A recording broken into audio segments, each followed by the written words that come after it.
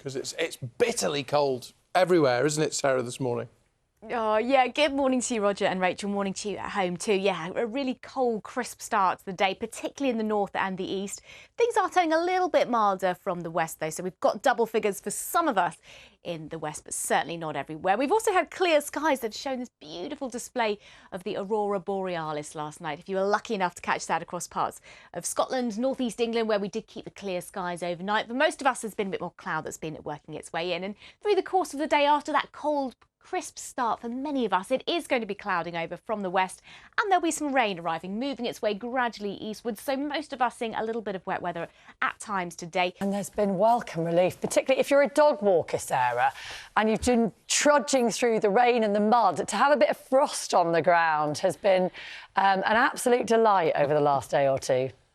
Absolutely, I concur, Rachel. Yeah, walking your dog's certainly a little bit easier when you don't have to constantly get the towel out when you return from your walk. So, yes, some firmer ground, some drier weather for many of us as well. And it's a chilly start out there this morning as well. But for some of us, where we've had the clear sky, a real treat as well. Spectacular northern lights, Aurora Borealis last night across much of Scotland. This was the picture in Perth. We haven't had quite such clear skies everywhere, though. There's been more cloud that's been working in from the south and the west, and gradually through the course of the day, that cloud is going to shift its way eastwards. It's going to bring some outbreaks of rain with it as well. So many of us will see a bit of rain at times today. The driest weather probably holding on across parts of Scotland. Apparently, it's an optical illusion that causes a large ring, bright ring, to surround the moon. So have a look at some of the images that have been sent in. One of our weather watchers sent this, Pacamac. Love that. Yeah, from Ashbourne in Derbyshire. Apparently it's all to do with ice crystals in the air. Liam James shared this image on Twitter saying, great moon halo tonight.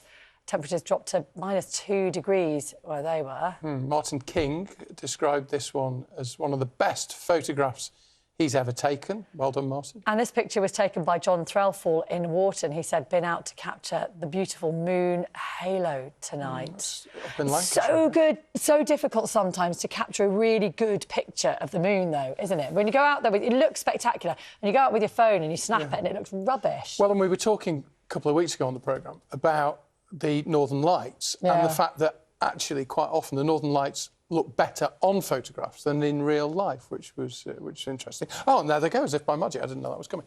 A lunar halo, not just the only thing taking people by surprise. The Aurora Borealis captured by Kathy. She was in the Eden Valley in Cumbria. And Tara Pegram shared this one taken over Northumberland. She said it's spectacular. Those colours are phenomenal, beautiful, aren't they? Anyone would think that was a well-planned little segue by me, but that was completely by chance. How lucky. These things just come so naturally to you, Roger. You can't help yourself. Sarah, you've got the lunar ring for us there, the halo. Yeah, absolutely. Yeah, double treat for night owls, sky gazing last night. So, yes, this is the lunar halo that we saw last night, really widely, excuse me, across much of England and southern Scotland as well. And you're absolutely right in saying that it is caused by ice crystals. So we've got that really cold air with us at the moment. We've had this thin cirrus cloud that has spread across the sky. So many of our weather watchers were out last night capturing this beautiful halo around the moon. And it can be a sign that the weather is about to change with a front moving in. This was the picture in Oxford earlier on. And that actually is going to be the case through the course of the day. Now, the sun has risen. Glorious start to the day here in Linton in Kent. We've got the blues, the pink colours out there over the cold and frosty ground. Because it is bitterly cold, Sarah, isn't it?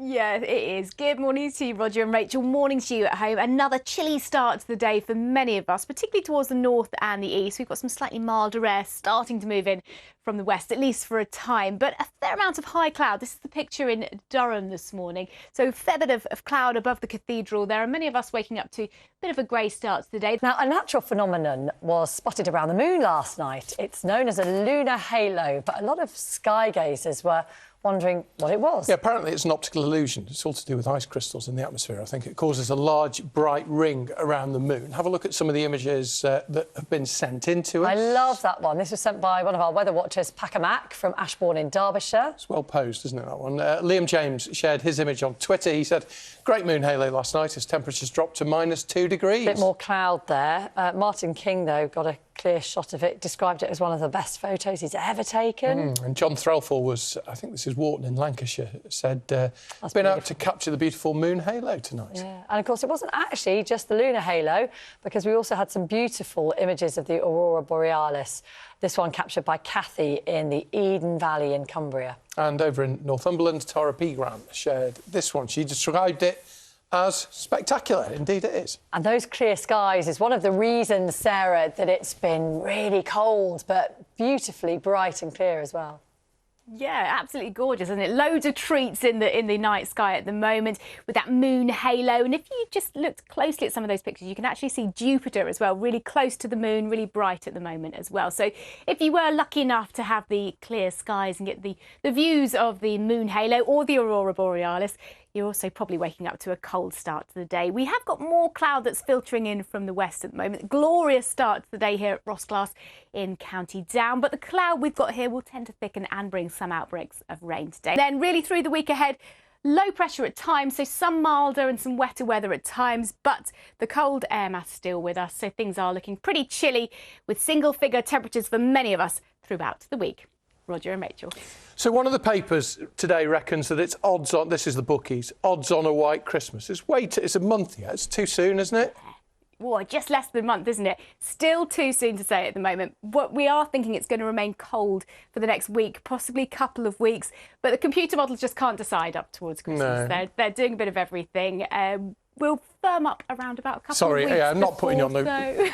I'm not putting you on the spot really. I'm just trying to kind of crowbar a link into our next piece really. But thanks, Sarah, very much indeed.